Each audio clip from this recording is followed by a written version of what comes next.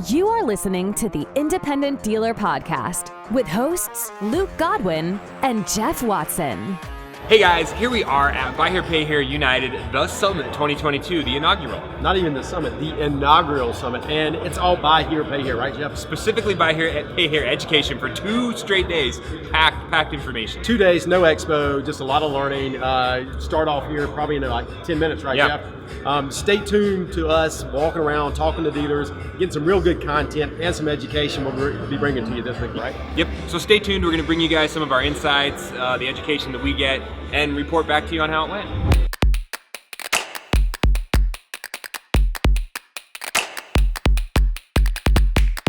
Hey, here we are at Buy Here, Pay Here United 2022.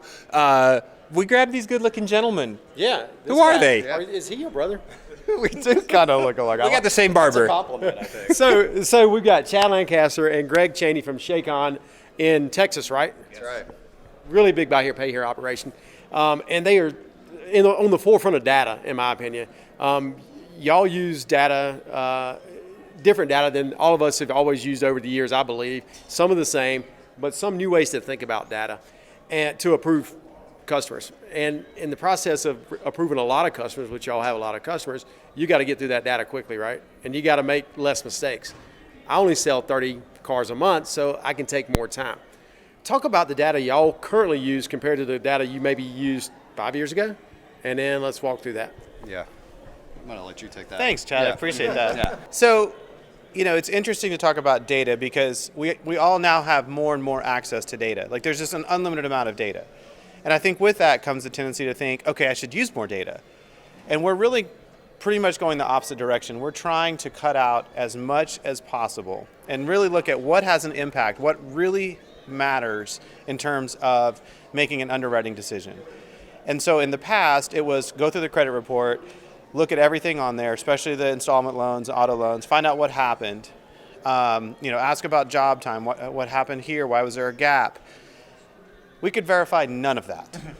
So the customers, the number one thing that the car loan went bad in the past, mechanical problems. Everybody says that. They have a repossession, right? Yeah. The car broke. It wouldn't work with me. The dealership wouldn't work with me. Car broke down. I bought that. I don't know what this one is. That's not mine. I hear that so often, and you're like, you signed. How do you not know that? Yeah. Right? Wait, your Facebook profile has a picture of you in the car. But then you just write it. It's another thing that you just write down, because you're just asking the question because you've always asked the question. So you're asking the question knowing it's going to be a lie. Yeah. Right. He's stupid, right? Yeah. Or there's no information from the question you asked, right? Which happens a lot. Right. Or you can't use that information to make a good decision. So we are trying to stop old habits, some of them bad or hard to break. But we are trying to stop looking at data, looking at information that we can't verify or that we can't really use. Am I going to make a different decision if the customer told me, well, that car, that one broke down, that's why I didn't pay, or they just said, I just didn't pay. Yeah. we're not going to make a different underwriting decision. So we're trying to use the data that we can verify and that has a direct impact on their ability to pay. So we're mainly looking at income. The amount of income or the longevity of income? The amount of income. Okay. So we're really my favorite way to look at it, to look at underwriting now, is to look at, okay, do they have a reasonable amount of income coming in, and are they then spending less than they have coming in? So you can look at like average daily balance. How many times is it negative? How many times are they overdrafting their account? And look at, okay, what would be the appropriate payment to income? And then everything else, it's just sort of noise. There's just not really any actual decisions that I think you can make on some of these other things. I know there's exceptions. And we're talking, there may be times when you do have to look at a few more factors. But our goal is to be fast and to give someone a very quick decision. Because the good customers, the ones who have a choice, they'll just go somewhere else. Is it quick and automated? Is that what customers are looking for? Like if I get on y'all's website right now and I put in my information, is it going to say, yeah, you're approved right now? Or that's the direction we're moving. We're not 100% there yet.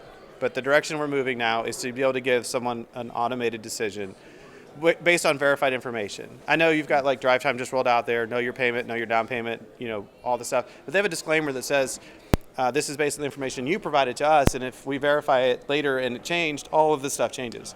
We want to be able to provide someone with a decision that says, we already verified everything automatically, and this is the decision and we're going to stand by it. So there's not a lot of, it's not going to change. Well, and our customers, like, they're used to getting maybe that, that fake approval where you entered in enough and everybody's approved or whatever. They don't want that. They don't have time for that anymore. They want to know right off the bat, did I give you enough information? Can you give me a legit answer that I'm approved? And so it's also about how quickly can you get them through the process where they're not entering in the same thing multiple times or saying the same thing multiple times to different people in the organization. Customers don't have any patience for that. That's the pushback we get a lot. Well, I just gave you that. Yes. Well, I just gave you that. And you're like, well, you didn't give me the right thing. And I know y'all use some software that integrates with people's bank account. And I think that's really new data. Can one of you describe that and how that eases the process? Yeah, so the customers, all they have to do is they basically send us an electronic bank statement, and the software, it automates all of that. All they have to do is enter in, they have to just enter in their credentials to log in and authorize it. So they're not entering in data. They don't have to type in all of the information because there's typos. Yeah. Customers misspell their names. I should be one to talk. I misspell most things, but they're just, people are typing fast, they're typing on a mobile device, and they hit the wrong buttons. So we're getting the accurate information we need directly from their electronic bank statements. And so we can get that, and the customers don't have to enter very much. So it's a very, very quick process for them. Humans are not good at data entry, and so we're trying to eliminate as much data entry as possible and let the computers talk to each other. There's no reason that the customer should have to print out a bank statement and then bring it over to one of our humans so that we can type in that information. Yeah. And then we can then print it out and do something. I mean, we're trying to. There are just other hurdles that make the process take longer. So it's not just the customer putting their information in, it's what you do as a dealer on the back end with it. And if you're making that process last longer, a good customer doesn't have patience for that. So it also standardizes the way our underwriters look at it. So they are looking at the same thing consistently every time. So it should speed up. It's all about the time frame and turning it around. So let me summarize that. So you're getting the customer to come in, they're entering the authorization for their bank statement. You then can look at the bank statement and say, based on what you deposited and what you withdrew, this is your basic net income for the month. And I'm also able to look at the location you're doing these things at, right? Which ATMs are you hitting? Which McDonald's are you going to on a regular basis for the last couple of months? So you're able to get that track record of where they actually are spending their money. Right. So we talk about like proof of residence. Well, how do you prove residence? Well, generally where you spend your money is probably where you live. So if you claim to live in Houston,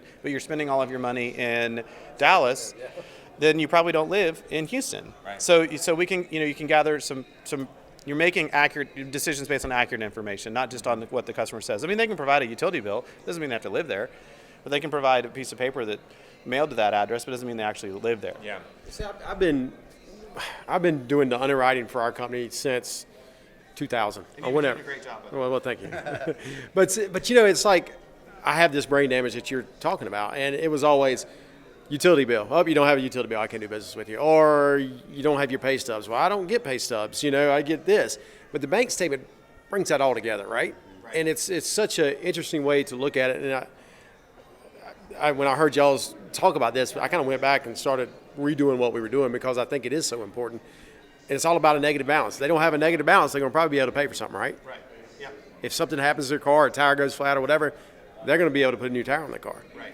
And so it's just a novel way to think about it. And guys, y'all are revolutionary. And it's super interesting. But what sticks out to me is a lot of people, the naysayers, would be like, "Well, who's going to let you have access to their bank account? Who's going to link your bank account?" And there's fail safes and there's ways to talk around it. But everyone said the same thing about GPSs, right? Well, who's going to let you put a GPS in their car? Everybody. Nobody cares anymore. Like, they understand that's part of the gig. So once that becomes normalized, that you are going to integrate with, this massively protected company, Stripe or whoever you're using that's nationally recognized, hey, I don't have access to your bank account. I just have access to your historical data through this majorly publicly traded company that's not going to screw you over. This is just the way it is these days. People kind of jump on board once they realize that, right? I think people are getting more used to that, and it's becoming more normal. There's a lot of other services that do it. I was trying to conduct a transaction. I forgot if it wasn't PayPal, but it was something else.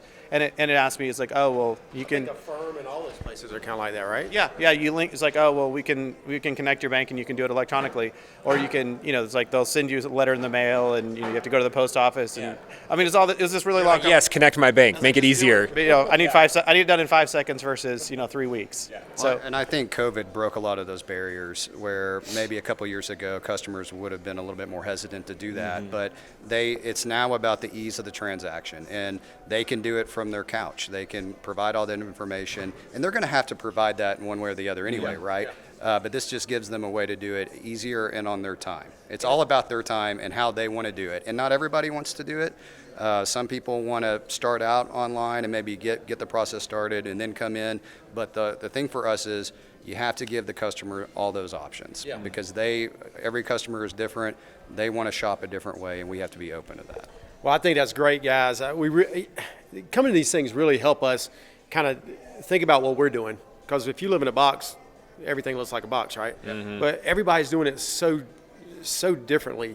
And there's so many good things from each person, and we appreciate you sharing that with us today. We appreciate you letting us come on. Always good to hang out with my brother when I'm here. So you guys even look, you get same shirt on, kind of same color shirt. We coordinated our outfits. That's nice. Yeah. No, we appreciate what you guys are doing. This is great. Thank y'all. Yeah, thank you. All right, Jeff, we're here at Buy Here, Pay Here United Summit. Yes. And we want to talk about Buckeye. Yeah. Buckeye Dealership Consulting. They were one of the founding members here and put it on, and a lot of Buckeye dealers here, and just a great time. And, thanks to Buckeye, right? Yeah, I think when you look at these vendors that are willing to really put their time, their money, their headache where their mouth is, right? They step up, they get a group of guys, other vendors together to put on a convention like this that just brings value to all of us. They're not trying to make money, I don't think, based on what our rate was and what our room rate is. I don't know that they're making any money on this, but they're stepping up to help Buy Here, Pay Here dealers. Yeah, and that's so important. Reinsurance is such a integral part of a Buy Here, Pay Here store. It can be an integral part of any retail store too. Selling VSC, the CPI portion with Buy Here, Pay Here is everybody has a problem with insurance, but Buckeye has a solution for every dealer, and we just thank them for putting this together, putting this together, and call them. And we're back. We are wrapping up day number 1 here at Buy Here, Pay Here United Summit. And we've grabbed a couple of great, insightful dealers that are going to share with us some customer service insight. And Melanie, you were on a panel just finished up, and they were saying, what is the one thing that you would recommend a new dealer, new Buy Here, Pay Here dealer, or any dealer to do? And it was like, you just got to take care of your customer. Your reputation is everything. Expand on that. Well, let's introduce first, Melanie Goldman, GMG, right? Yes, GMG Motors, Morgantown, Indiana. Okay, and Linda, how you say your last name? Noose, and she's with Jason March and March Motors down in Jacksonville, Florida. Yeah. So, what are you doing to make sure your customers feel like they're part of your family, I guess, is the way I would think about it? First and most simply, we treat our customers with respect. They are coming to our dealership to spend thousands of dollars. And it's a pity we've had so many come in the door and say, you treat me like a real person. Yeah. And that's such a sad thing to hear when someone's spending over $10,000 at your dealership. So we treat our customers with respect. That's where it starts. We listen and we try to solve problems. I base our entire dealership on my success is their success. So I'm not going to put them in a vehicle that they can't afford just so I can repo that later, because that's not a recipe for success. That's not a business model, right? No, it's not. And If there's a problem with the vehicle, we help them. We fix it, we set up a side note, we set up payments how we have to, we make it work, because if the customer, in our market, we're a very rural market, and a customer doesn't have their vehicle functioning, they can't drive their kids to school, they can't get to work, they can't make money to pay us. And again, then they're not successful, we're not successful. So we make sure that they keep their car going so that they can be successful, so we can get paid. And that's respect goes a long way, and it's so sad as a commentary on our industry that people just don't feel respected, right? Right. And that's weird. Linda, what do y'all do at March Motors to get that same feeling? So we like to provide our customers and our staff with the idea of creative thinking for our customers. We like to speak about being a solution. We like to be a solution to our customer base. And when they come to us and they're upset, we don't want to have the mindset like, oh, they're mad at me personally. They're upset with the situation. And what we want to do is take all of the information, diffuse that, and provide solutions for our customers. And like Melanie said, we like to treat them as people. And sometimes, they don't have a realistic expectation of what's going on. But we like to give them some solutions and give them some options and explain to them what's going on and educate our customer. It's very important to us. And right now we're going through a weird period in our industry where it's hard to get parts and cars break, and you got to explain that to a customer. Is there anything that you can say to the audience when you can't get a part for a car? I mean, what do you tell the customers? Because the customer gets mad, right? I mean, I think you need to be honest and forthright with the customer first and foremost. You need to keep in contact as you're going through the entire process, through the diag, through the parts ordering, not just waiting till a week later and then saying, oh, by the way, we can't get a part.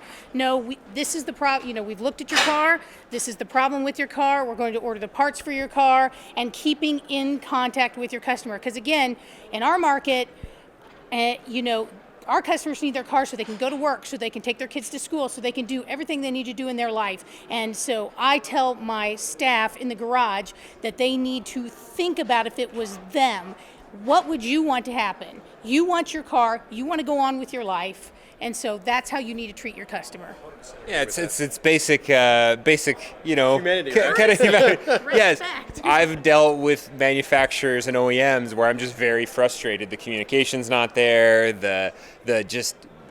I need some answers. Hey, I want my car back on the road. But at the same time as that, do you feel that the VIP experience? There are some dealers out there that have the mentality that they want to run their dealership like a Disneyland. Very service, very like the red carpet treatment, the sodas, the popcorn, the arcade games, the loaner cars. Do you feel like those? Trump communication? I think communication. Are they like fringe benefits? I mean, but where's the balance between would you put money into a soda machine? Or would you put money into having a loaner car? Or would you put money into we do have rental the red cars carpet? We do have rental cars that we put out for our customers that we charge $10 regardless of how long they have the vehicle. Yeah. I charge $10 just for a service. So again, so they can go on with the things that they have to do. So I think really, like you said, communication is so important. And sometimes you just have to sit down with your customer and say, look, here are your options. Both your options are terrible, but you and I are going to sit here together and we're going to work a solution out instead of just dropping it into your customer's lap and forcing them to come up. Like you said, be a solution maker here. Sitting there with them and saying, we understand, we're sorry, we understand it's a problem, we want to work with you.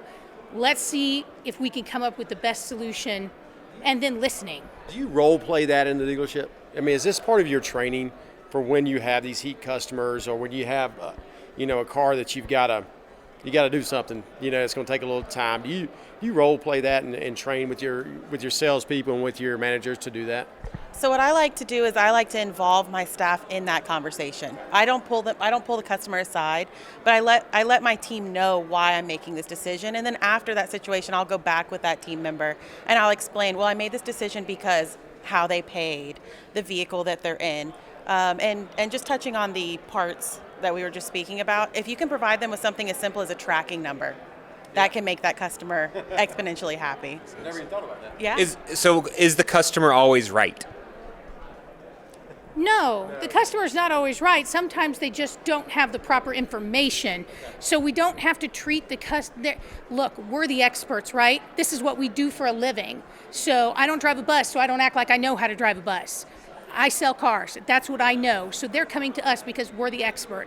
But that doesn't mean that we have to be rude or we have to be arrogant. We just know that it's our job too, in servicing that customer, is to help them understand what their options are, help them to understand financially the impact of their decision, because in our model, their success is our success, and that's what we want. Yeah, that's so important. What's funny to me when she says that, though, and this is a problem I need your help with, when a customer comes into me and they are just so apologetic and so, the car broke and I'm what can I do? I want to get my car back on the road and I know it's not your guys' fault and that thing just happens. And I'm like, fix it, whatever, I'll pay for it. I cut the check, I don't even care. On the flip side, when the customer comes to me with kind of fire and is like, you sold me a piece of crap and you need to fix this, my attorney's on the phone and blah, blah, blah, blah, I dig in a little bit and I push back. Is that just my ego? Is that just us being ego driven? I don't know your ego, but I will say that I have this little game with myself. It seems like if someone goes sideways with you, you can go sideways with them as well. Or are you able to absorb it? I like to play this game. I like to play this game where if I take an angry customer, and we get them just like everybody gets them, and I think in my mind, I'm going to turn them and they're going to thank me before they walk out the door. And so it's my own, I don't play games with customers, but it's my own mental thing. Like, I am going to diffuse. You have to get yourself right. I'm going to diffuse them, and I am going to explain the situation. We're going to come up with the right solution, and by the end, they're going to thank me when they walk out the door, and they're going to be happy. And go ahead, I'm sorry. And keeping that mindset, too, that we're the expert in that situation, you have to keep in mind that they're coming to you because they want that solution and they don't know what to do. And they're in that mindset. They don't have the money. They're in that mindset of panic, and they're coming to us upset because they're flustered, and they need our direction to get them back on track and a solution. That's so important. And you have to tell, that's a big problem, too. When you call a customer and you say, you need a new transmission, you cannot stop the conversation there, because then you're dropping that situation in their lap, and the first thing they're going to do is panic. They don't know where to get a transmission. They don't have money. They don't even know what it's going to cost. They don't even know what it is. For that. You have to create all the solutions for them and say, you need a new transmission. This is where it needs to go to get it. This is what it's going to cost. This is how much a side note is that we can set up if you do side notes, and here's what the payment is going to be. This is how we can do it. Will that work for you? So, so that's what we try to do. That's great knowledge, and people listen to what they are saying, because this is how you build a huge book of business, right? This is how you get customers referring customers and coming back to you and speaking good about you in the community. And if that happens, your business will stay in business forever, right? Well, we've been 41 years, so we're still going. 36, that's great. There you go.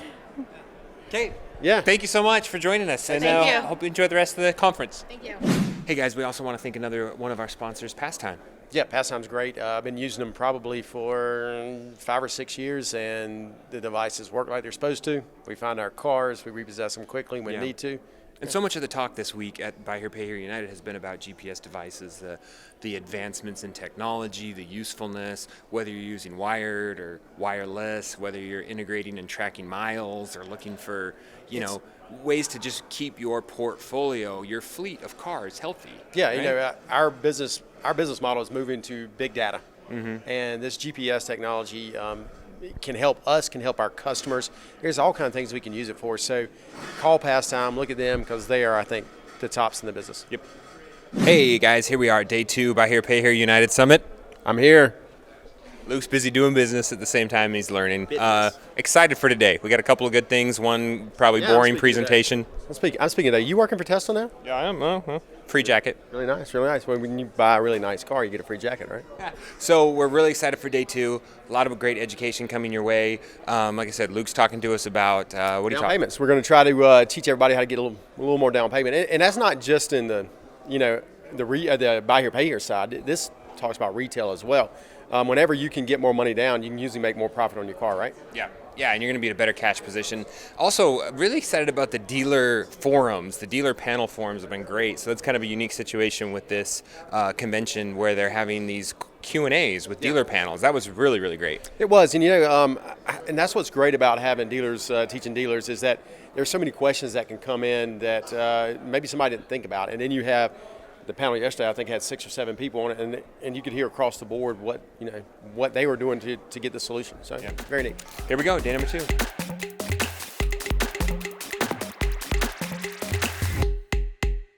All right, guys, here we are, wrapping up day 2 of the Buy Here, Pay Here United Summit, and we cornered Matthew Burton to share with us a little bit of his insights from what he's taken away from the convention. Matthew, introduce yourself to the community real quick.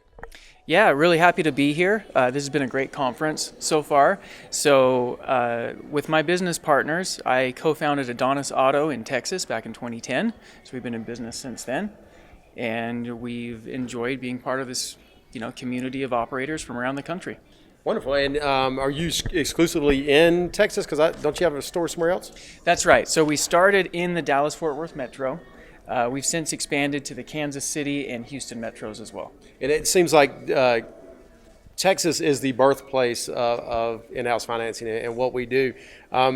Is the market different or similar in Kansas City at all? I mean, what do you see? Yeah, there are similarities I find to the industry all over the country.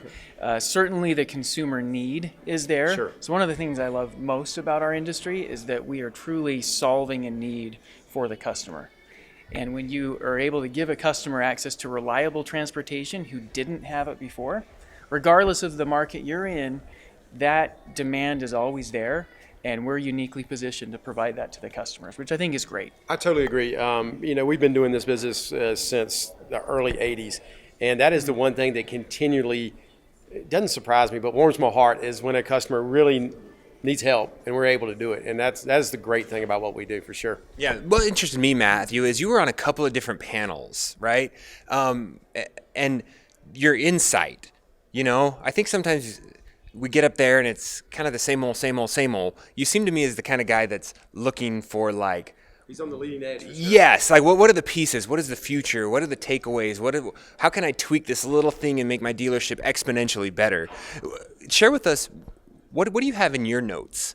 What are you taking home from this convention that you're like, hey, this was really cool to me, or hey, I thought about this a different way, or anything that you're taking home to your dealership from this convention?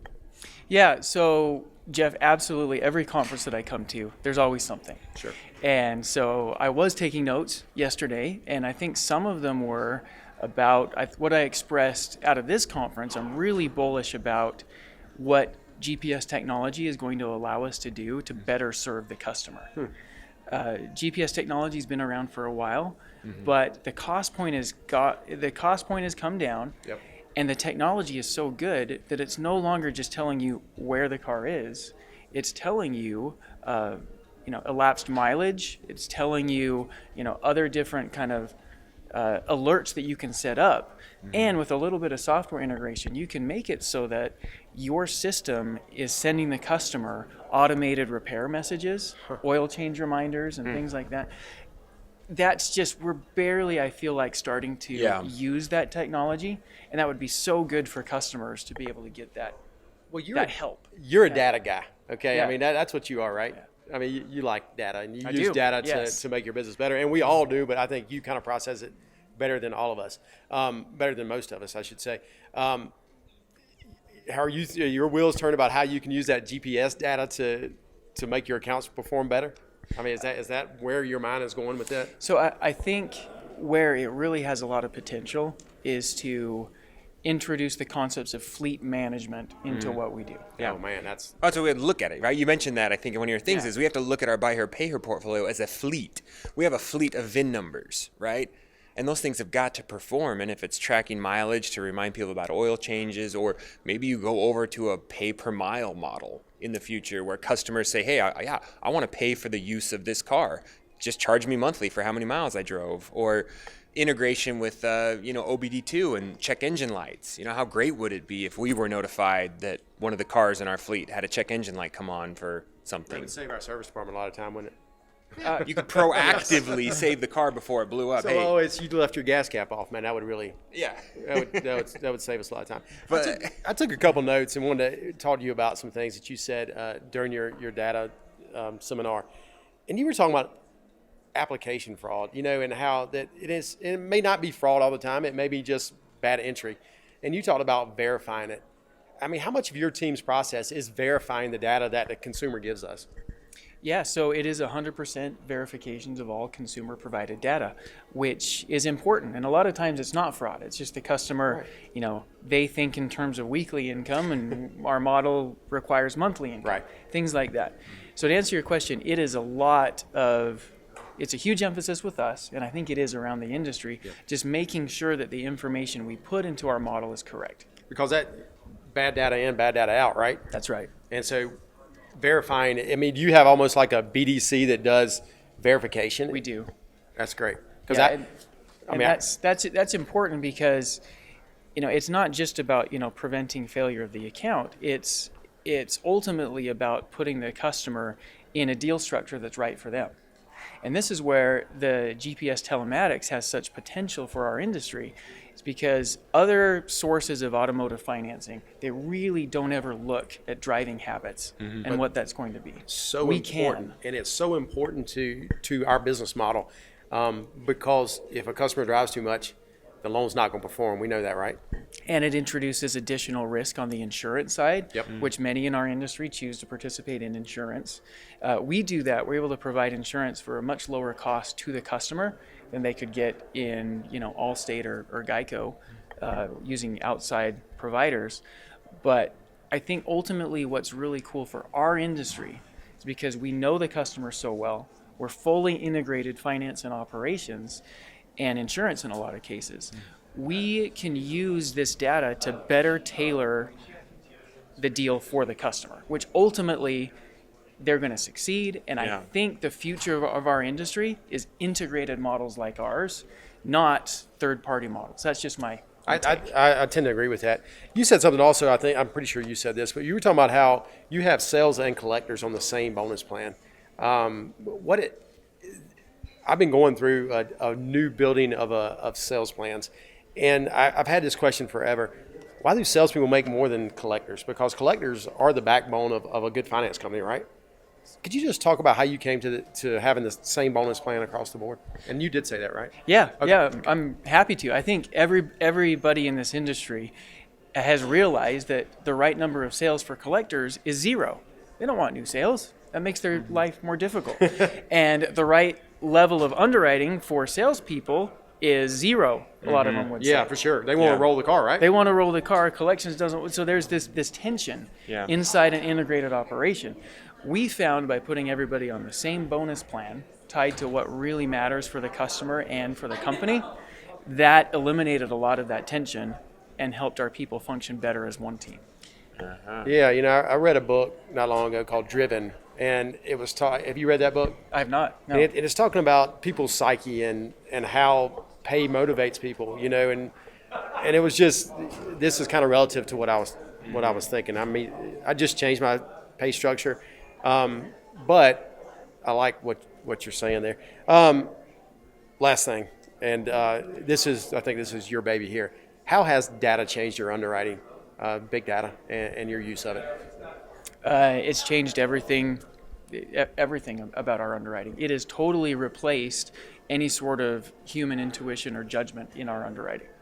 That was a deliberate move that we did. It wasn't popular at the time, but years ago, 7 years ago, it's been crucial to how our business has been able to grow, is replacing that human judgment with true data science. Makes a world of a difference. It does. I just started doing it. Hopefully, in the next 6 to 8 months, I can really see a change. I think I can sell more cars too. It's not, it's not necessarily making my risk less, but I might have been too tight, so it might help me sell cars too. I think guys of our size, our sales numbers are directly related, or can be very closely related to how good our attitude is that month.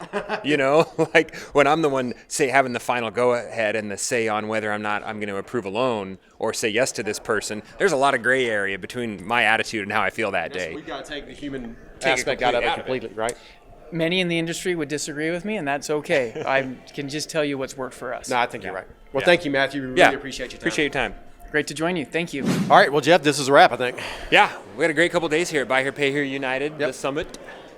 And it's just an interesting, different take on the convention, one that we really liked.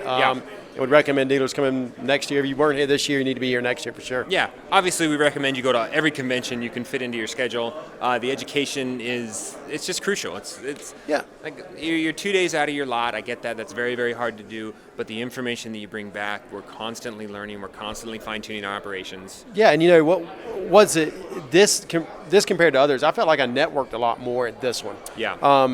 You maybe didn't have vendors breathing down your back or whatever, but I think that the new people we met that are really industry leaders that we've interviewed here, I think will really help our businesses going forward. Yeah, it's great to get out and rub shoulders with fellow dealers and know that we all have kind of similar pain points, and we're all trying to kind of solve the same problem. So hopefully you guys got a lot of great content out of this. Watch it on YouTube, right? Because there's a different. What we did is it works for podcasts, but to get your best experience would be to go to YouTube and watch it. Because you said it was a vlog. I don't even know what a vlog is. Yeah, Luke's got a whole new sense of media for this guy. We're gonna expose him to some new stuff. So again, subscribe to the podcast, leave us a review, connect with us on Facebook, Instagram, YouTube, all those places, and see you next week. Dealers helping dealers. Please leave us a review and subscribe. The Independent Dealer Podcast.